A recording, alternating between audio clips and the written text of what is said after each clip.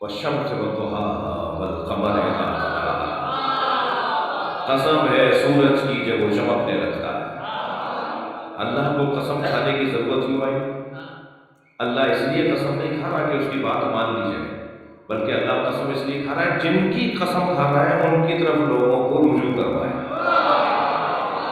ڈھونڈو تو صحیح وہ دوپہر کون سی ہے، تلاش تو کرو وہ رات کون سی ہے، تلاش تو کرو وہ صبح کون سی ہے جو سانس لیتی ہے، تلاش تو کرو وہ سورج کون سا ہے، تلاش کرو وہ چاند کون سا۔ اچھا وہ سورج جو ڈوب جاتا ہو، جو کہن لگ جاتا ہو، اللہ اس کی قسم کھائے گا؟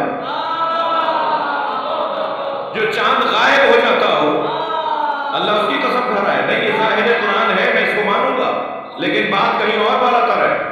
اللہ نے دوپہر کی قسم کھائی ہے تاکہ آج نہیں کل کوئی غور کرے کہ تاریخ کے صفحے پہ ایک ایسی دوپہر ہے جب ایک بھائی نے دوسرے بھائی کے بازوؤں کو پکڑ کے کہا من کو تو مولا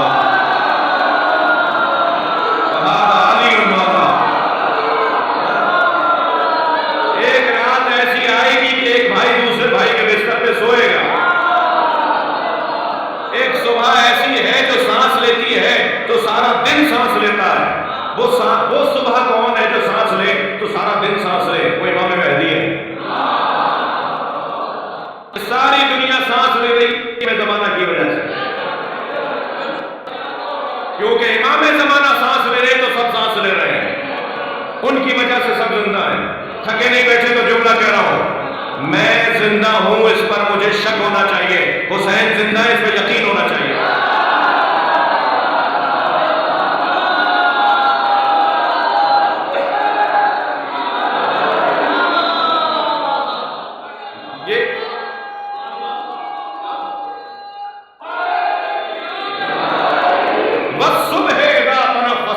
قسم ہے صبح کی جب وہ سانس لیتی ہے، والشمس وضحاها، قسم ہے سورج کی جب وہ چمکنے لگتا ہے۔ وہ کون سا سورج ہے جس کی چمک کو اللہ یاد کر کے قسم کھا رہا ہے؟ وہ چاند کون سا ہے جو سورج کے پیچھے چلتا ہے؟ میں نے جیسے تاریخ کے صفحات میں ڈھونڈنا شروع کیا تو ایک سورج نظر آیا جسے محمد کہتے ہیں، ایک سورج نظر آیا جسے حسین کہتے ہیں، ایک چاند نظر آیا جسے علی کہتے ہیں، ایک چاند نظر آیا جسے عباس کہتے ہیں۔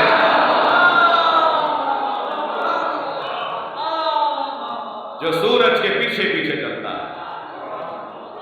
مولا عباس حسین کے پیچھے ایسے چلتے ہیں کہ دنیا میں آنے میں بھی پیش قدم نہیں ہوئے۔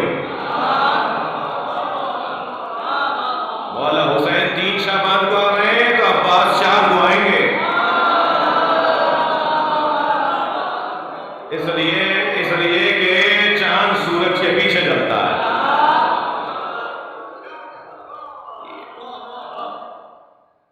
واحد ذات ہے امام حسین کی کہ جب دنیا میں تشریف لائے،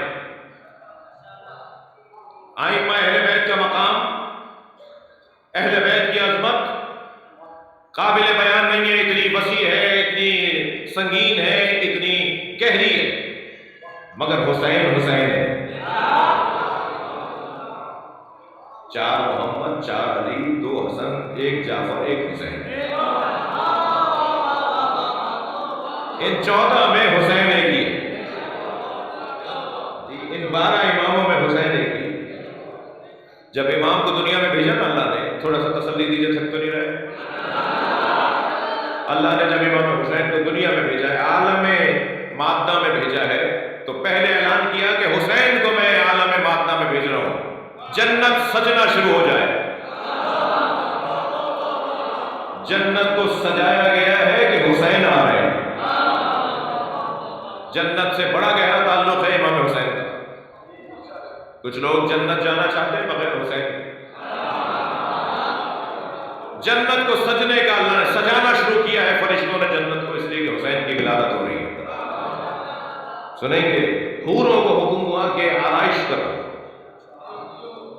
حوروں کو آرائش کا حکم دیا گیا کہ حوروں کو سجایا جائے، سنوارا جائے، انہیں دلہن بنایا جائے، جو ذاتی طور پر حسین ہوں انہیں اور حسین کیا جائے،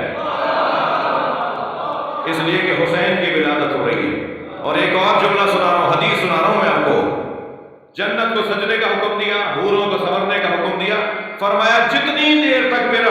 دنیا میں